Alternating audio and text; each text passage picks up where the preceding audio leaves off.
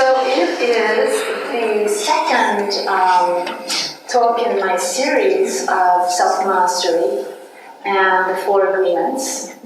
And so I'm really excited to dive deeply into this. And so I don't know if you have the book, The 4 Agreements, but if you don't, I would invite you to consider purchasing it. And so that you can read along with us as we go through these series of talks this month. Also, on September the 16th, I'm going to be leading an intense deep dive into the 4 agreements, a workshop here at the YCC from 10 o'clock to 1. So I invite you to come to that also, to have a real immersion into these teachings, because I believe that this formula, if you will, or these 4 agreements will actually change your life for the better. So join me for that, and maybe buy the book and read along this month. Or if you've already got it, pick it off your shelf and dust it off, and see it with new eyes. Because what I find, as I've read this book now for probably the 108th time, I'm hearing something new. It seems to be that way with every book I reread. It's as though I'm hearing it for the first time, or hearing things I didn't hear the first time. And that's because I'm new, I'm different, I'm always evolving and changing. That's what we do as humans. We're always evolving and changing. And if you've been on the path of self-discovery, your spiritual path for some time, you'll see this. You'll know that all that you've gathered along the way creates, it's like a storehouse of information, and I can't think of the word I was thinking of, it just slipped my mind, but it is that storehouse of experience, that's what it was, experience that we draw from. So read it again and see it with new eyes and implement it, make an agreement, maybe it's the 7th agreement. Make the 7th agreement to actually do these agreements, to practice these agreements, and see if it doesn't change your life. Can I share a real quick story about Miguel Ruiz? Excuse me. Sure, if it's under 30 seconds, go. Yeah, no, it is. So I'm flying home from a work trip from Anaheim about a month ago, and I'm reading a book on the airplane. And you better stand up because I don't the guy next to me, he's like, "Is that a book from Miguel Ruiz?" I said, "Yeah." He's like, "I'm actually a really good friend with him." I said, "Really?" He said, "Yeah, I mean, he's his personal attorney." And he was telling me, he's the most genuinely nice, kind person, humble soul I've ever met in my entire life, and I absolutely love him and adore him. That's my story. That's really awesome. You know, it's really affirming when we have personal knowledge or we hear something like that. I think stories like that, personal experiences, and then the fact that I planned this series of talks over, several months ago, 9 months ago, I planned to do the 4 agreements in the month of August. And coincidentally, on the cover of the Science of Mind magazine this month, the Ruiz brothers. And it's just funny how things kind of unfold and evolve and give you the idea that the universe is smarter than we think. And I think that as we evolve, as we become who we really are and begin to see with new eyes and live a more mindful path, we notice these coincidences more and more. Have you found that to be true? Yeah. You're more aware. You've made a commitment, an agreement with yourself to be on your spiritual path, and then the universe says, okay, good. And there's affirmation for you. You sit next to someone on a plane that is the personal attorney of one of your favorite authors, so thank you for that. So the 4th agreement. Oh, by the way, last week, who was here last week? A lot of you. I gave you some homework to do. Do you remember? My dog ate it. No. Didn't hand anything out. So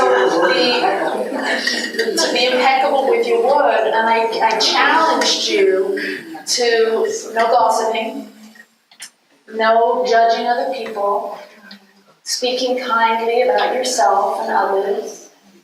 And so that was the challenge. I had one brave soul come to me and said that it lasted just over 24 hours. Just over 24 hours, and then they found themselves discussing somebody else with somebody else. Isn't that what we do? We just fall into this habit of thinking it's really important to talk about other people. Well, stop it. Stop it for another week. I invite you for another week. Carol. I have to complain that I was unable to get around a lot of people, so it made it difficult for me to talk about it.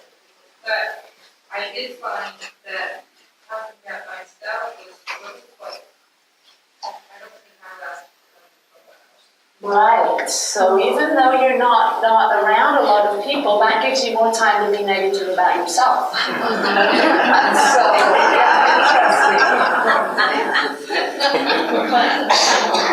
Well, I become more aware of my thoughts, and so when I do that, I kind of back up faster. yeah. And this is a reminder, this is what we do here at the Satya Center. We remind each other of things, how important it is to watch what you're thinking. James, yeah. I just try to talk about people in front of their back. Oh, yeah. I don't know, it's dyslexic in me, it's like, what's this? That's fun. Yeah, so the objective of the first agreement, to be impeccable with your word, is to talk about the truth. What's true? And what's true is the lights are on. I'm standing here.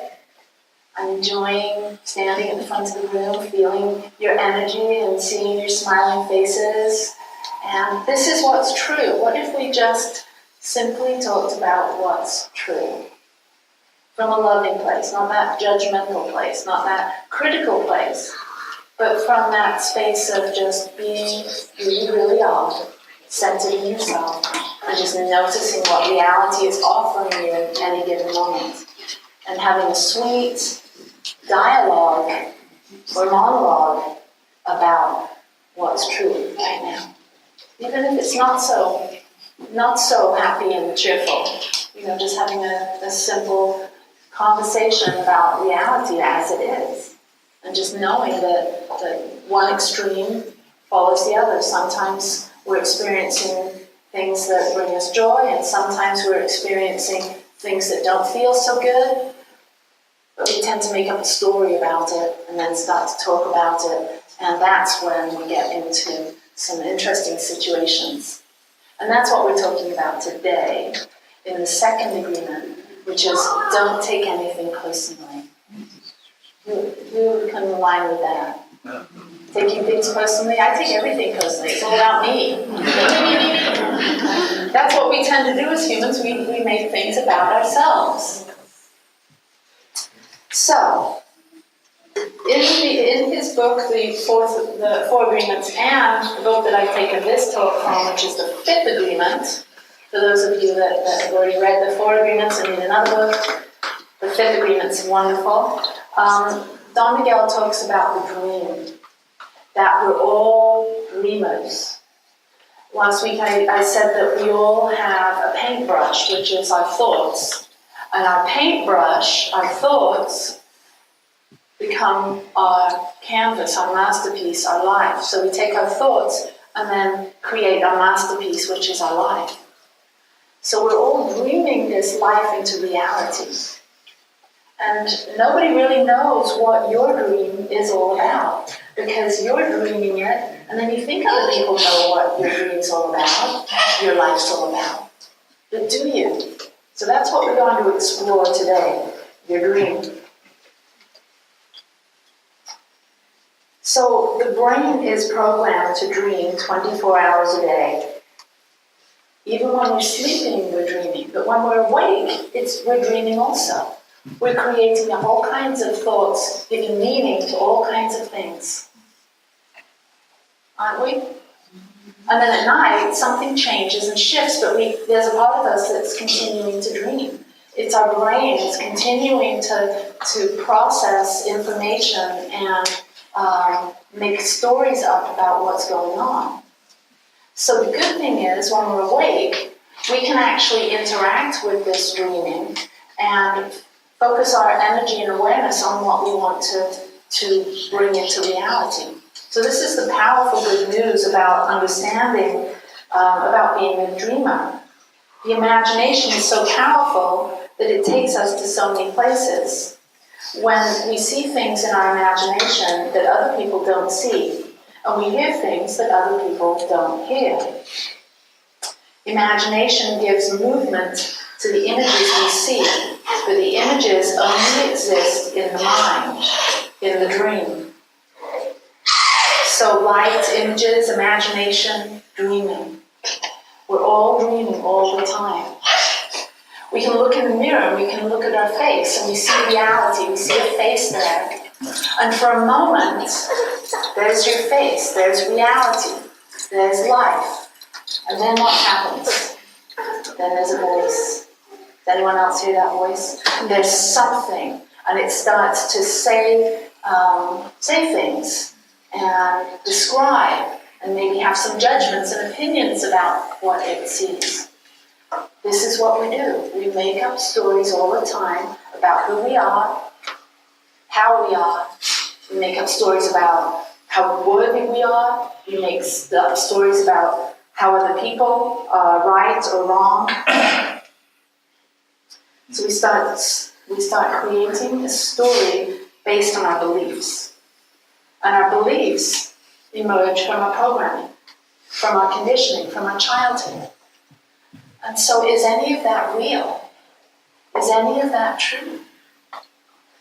Maybe we want to create a new story. We want to bring new meaning into our lives. So we're not so terrorized by what our brain is telling us, what our mind is telling us about certain things.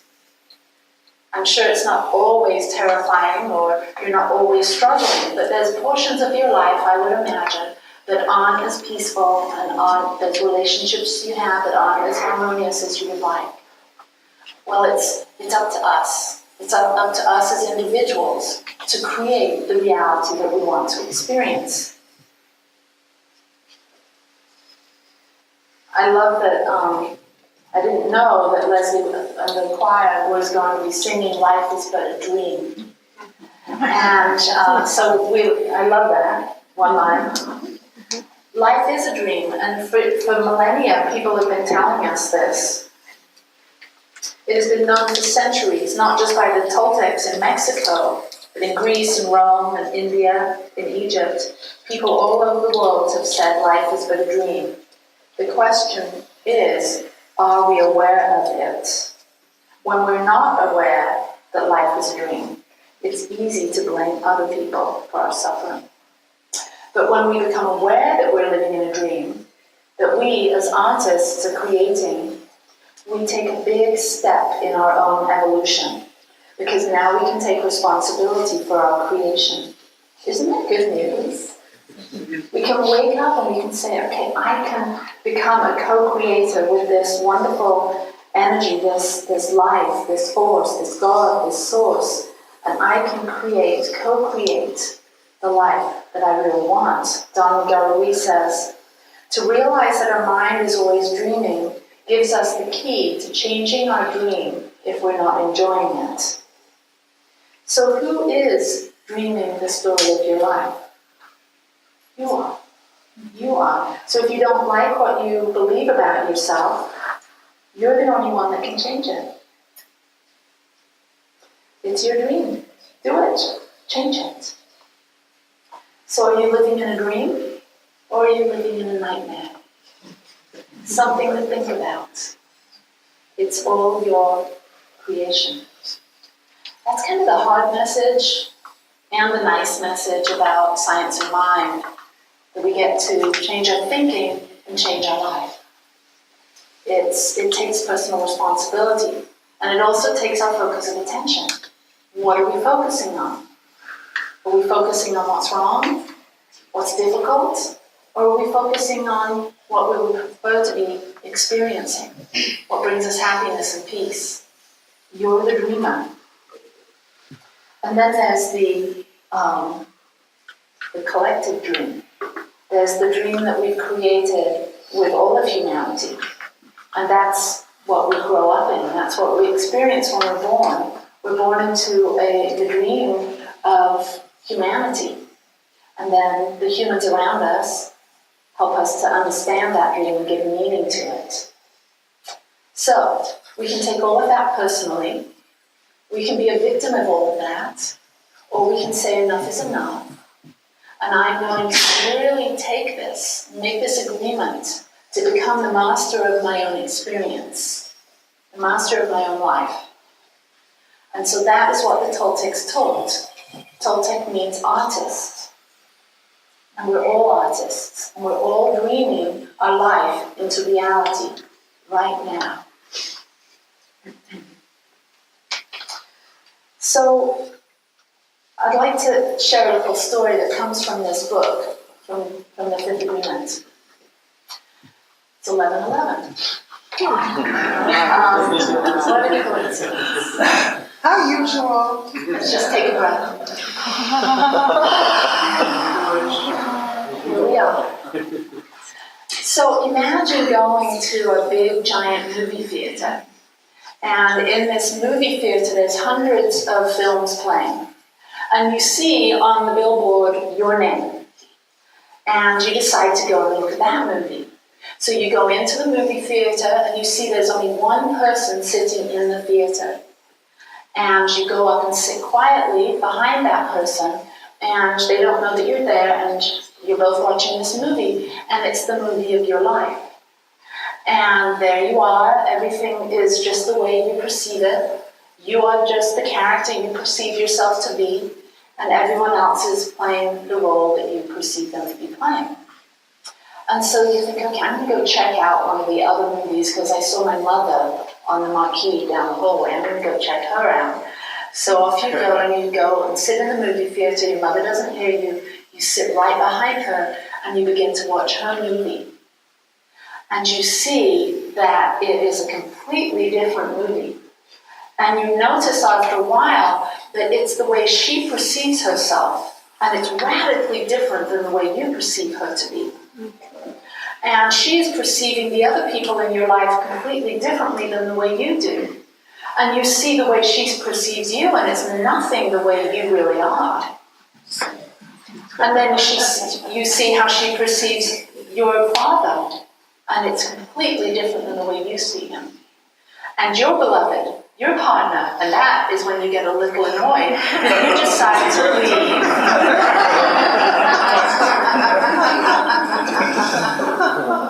And you go to another theater and you visit your children. And you're just shocked to find out how they perceive everyone, how they see you and your partner and your parents and their siblings, and life in general is completely different. So you come back at the end just rather bewildered, and you go back and sit in the movie theater with yourself, and you start to see your movie playing, and you realize, oh my God, I've just been play acting this whole time. I don't really know what's going on.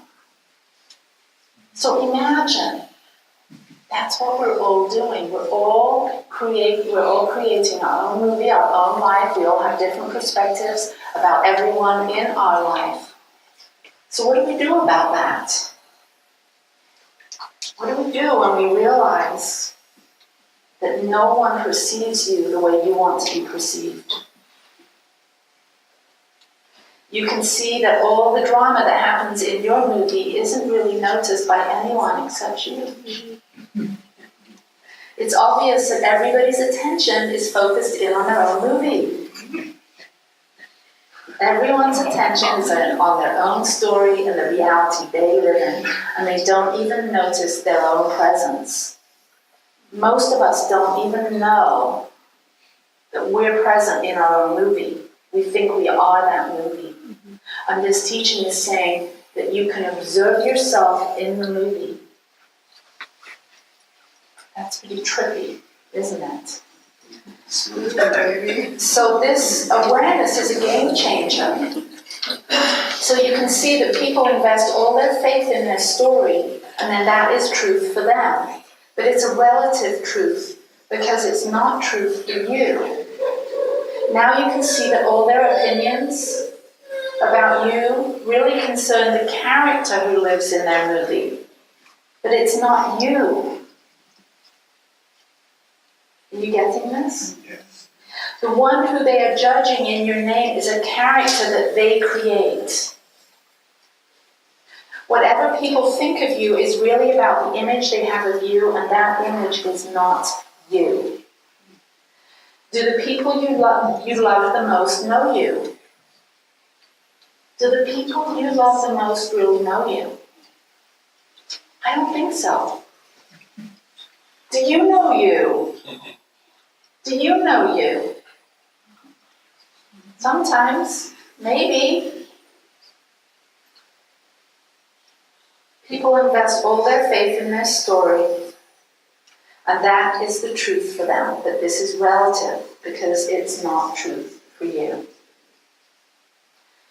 The only thing you can know about them is what you believe about them.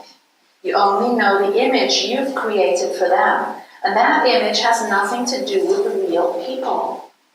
So how can we be certain about whatever we're perceiving other people really think? I mean, it's just nonsense. The thoughts you have about your parents, about your children, are they true? Can you absolutely know that it's true? No. Because you've created a character and then created a story about that character, and then you take it personally if they upset you. It's all based on your perception. The truth is you have no idea what's going on in the world of other people. So how many of us are sad or frustrated because we think that our loved ones don't understand us? Does anyone get upset or frustrated thinking that people don't understand us? Well, I know I do. No one understands us. Nobody. You don't even understand yourself half the time. You don't understand why you say all those terrible things about yourself. No. We're always changing. Our personality changes depending on the people we're with. Don't you always change? Your personality changes. I bet you're different with your boss than you are with your child. I bet you're different with your husband than you are with a stranger on the street. So you're always changing your personality. Nothing's static. Nothing ever stays the same. So we're beginning to understand that this dream, this movie that we're living in is always changing and we're always evolving. So how could we possibly take anything personally? But that's what we do. It's always about us. We make it about us. It's very, very interesting. It doesn't matter who gossips about you, who blames you, who rejects you, who disagrees with your point of view. None of it affects you. You don't even have to defend your point of view. You just let the dogs bark. And surely, this is from Miguel Ruiz, by the way, and surely they will bark and bark and bark. So what? What other people say doesn't affect you because you are immune to their opinions and their emotional poison. You don't have to take things personally. It's not all about you. Don Miguel Ruiz calls this personal importance. We begin to create this sense of personal importance, and we think everything that's going on is all about us, and it's not. It's just life. When you step back, when you sink back. Several weeks ago I talked about Michael Singer's book, The Untethered Soul, and I asked you to sink back, to become the witness in presence. And this whole teaching is the same. We're asked to just take a step back and just be the witness in what's happening. And if we could just allow things to be as they are, without necessarily creating a big story about it, having a big judgment or opinions about it, and just simply see people for who they are. People caught up in their own story and their own drama, taking it all personally, just like us. We can kind of get a clear understanding of how, on one hand, how very complex this human condition is, But then on the other hand, how very simple it is when you take a step back and don't take it all personally. And you just allow the dogs to bark and the birds to sing and the rivers to flow. And you have a lesson, and you decide for yourself, you make an agreement with yourself to have a more peaceful relationship with reality. Doesn't mean you don't have opinions or you don't have preferences in life, but you're more easy about that. You're more natural about that. You don't react so quickly. You step back and respond from a heart-centered space, who you truly are, as a spiritual being having this human experience. And it's my belief that we're all here to be the presence of love. And especially in this time of turmoil, there's a lot of stuff going on, especially this weekend. There's been a lot of crazy stuff going on. And we're being called to tune into truth, tune into oneness, begin to see what's happening in the world, and begin to take some responsibility for, are we contributing to the drama? Are we spreading poison? Or are we grounded in the truth of our being, which is love? So it's my wish for you this week that you remain focused in your own being, in your own sense of self as a being of love and light, that you commit to sticking to these agreements. Again, I challenge you again to be impeccable with your word. It's so important that you realize that every word you think creates. Every thought you think creates. So you're impeccable with your word. No gossiping, no criticizing, no judging, no negative self-talk. Just try it for a week. The challenge is to not take anything personally.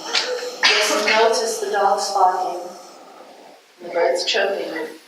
Just allow it to be without painting a whole new piece of your masterpiece that way. So, lots to think about, but not really. It's so much easier than we think. Our brains are wonderful, but they can get us into a lot of trouble. So remember, you are that which has a mind, but you're not the mind. And this course of talks is about mastering the mind and creating the life that your heart knows is possible. Creating the life that your heart and your mind knows is possible. So let's pray. Simply tuning in to that I am presence. That deep knowing that there is only one life. This life is God's life. This life is perfect. And this life is my life now. There's only one life. This life is perfect. This life is God's life. And this life is my life now. And as you settle and relax, and ground yourself in the truth of your being, your heart expands, and you take a breath.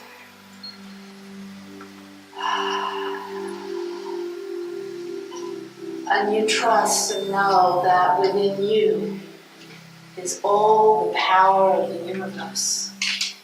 And harnessing this power is what you do with thinking, with all the thoughts you think. You direct this enormous power, and the universe, quite simply, manifests as what you think about.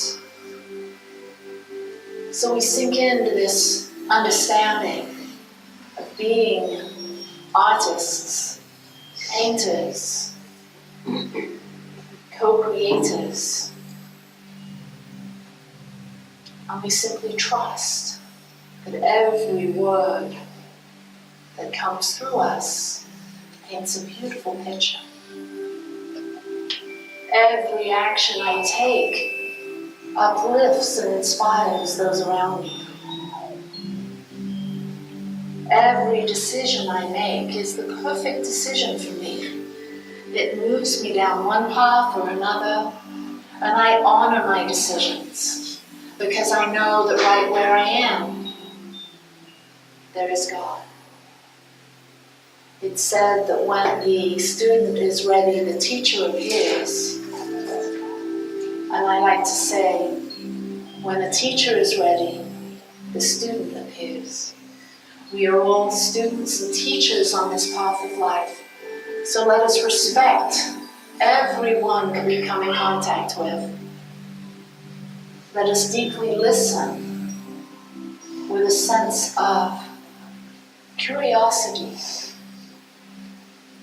As people show up in our life, in our world, to share their gifts, to help us see ourselves more clearly, we simply ask, what can I learn from this experience today? How can I not take it personally, but allow it to personally uplift me? Life is happening for me. It's not happening to me, it's happening for me, for the evolution of my soul. Because here we are, humanity, on the leading edge of consciousness. Here we are taking a quantum shift. We're taking a quantum collective shift in consciousness so that we can usher in a new era. A new era of peace and love and harmony. A new era of wholeness, of beauty. We are the ones, and now is the time. Each of us have within us everything that is required for this journey. Through the valleys and over the steep mountaintops, we are equipped spiritually, mentally, emotionally with everything we need for the journey of life. So let's say thank you for that. So I ask that all of these gifts be revealed to us in the perfect time as situations arise. We are the ones, and now is the time. For this we give thanks. So I release this prayer, and I speak a word of blessing for all peoples today that is celebrating in the churches and the temples and in the synagogues and the places of worship, on the mountaintops and sitting next to the rivers.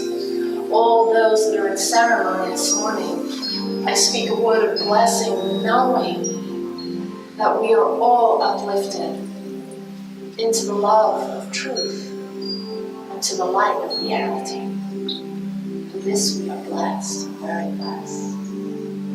So please join me and say, and so it is.